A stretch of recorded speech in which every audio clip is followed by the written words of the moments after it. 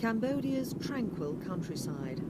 It was here that Pol Pot and the Khmer Rouge carried on a reign of terror for over 2 decades.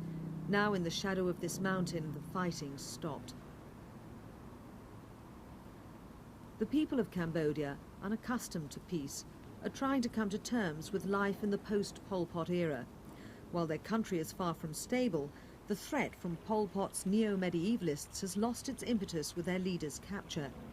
Out of the ruins of 20 years of civil war, there's hope of lasting stability, a hope that until now has eluded this generation.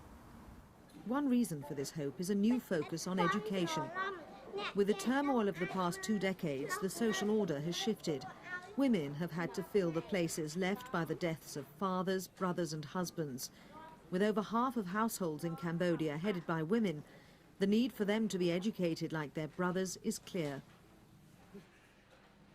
But for these people born in conflict to families torn apart by war, education has been a low priority. Even after the Vietnamese annexation of Cambodia in 1979, fighting still continued and affected every facet of these people's lives. Lives already struggling to overcome the legacy of the Khmer Rouge.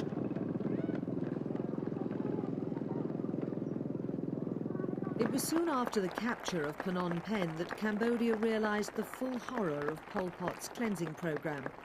Starting his calendar at year 0, Cambodia was to return to an agrarian society free from its Western shackles.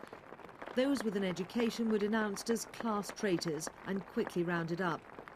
Having an education became a crime against the new order, and the punishment for that crime was death. Figures on the extent of the genocide are speculative. Some estimate less than 1 million, whilst others claim the number is nearer 2. But final totals become incidental when faced with the brutal reality in Cambodia's killing fields. If the fields were where Pol Pot's re-education program ended, this was where it began. Here in this former school building, some 30 kilometres from Phnom Penh, the Khmer Rouge taught their captives the lessons of the regime. It's believed over 20,000 people were tortured to death here. It remains as it was found in 1979. These murals stand as memorials to the dead.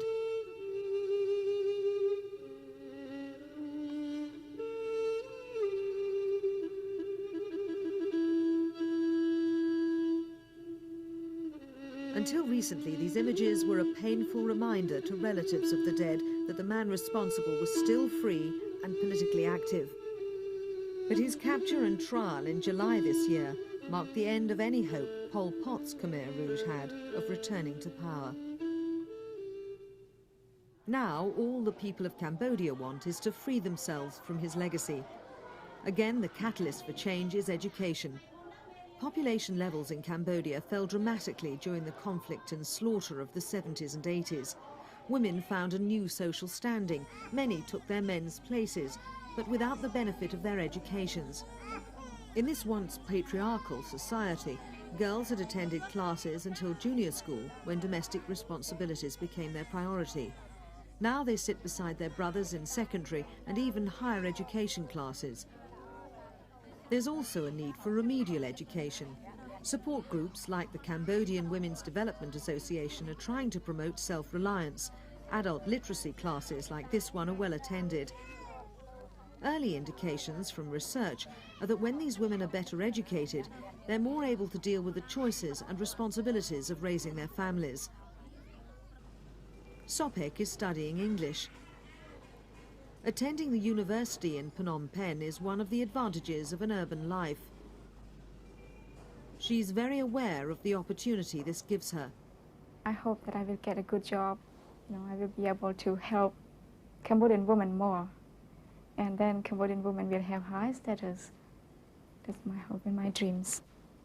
As well as dreams, women have a more powerful champion in a new ministry for women's affairs.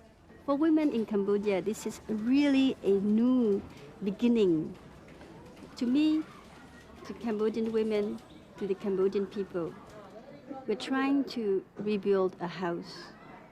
Any little hut, a shelter under a tree, is a house. But a house is not enough yet. We need to make that house a home. that's where we're at now, to make Cambodia a home again. This process will take time. The people of Cambodia once paid a great price for their education, and those sacrifices will not be forgotten. But with obvious effort being made to salvage something beneficial from the embers of a history dominated by the Khmer Rouge, maybe the ghosts of the past can finally be laid to rest.